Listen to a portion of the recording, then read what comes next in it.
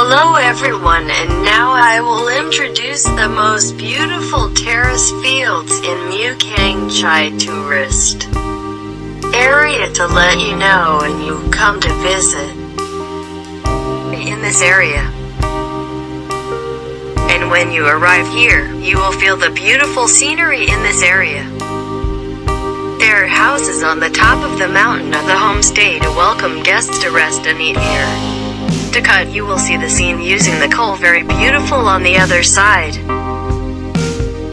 And when you arrive, you will probably forget about here the beautiful scenery and terraced fields that make you remember this place very long, and you will come back next year.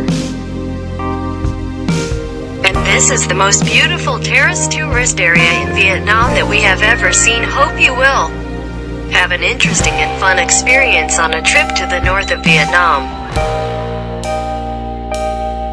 Don't be shy when coming to this place.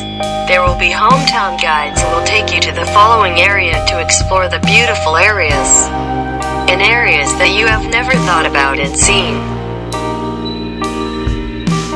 And we welcome you to visit the Resting Tourist Resort Homestay. Hello, Cang.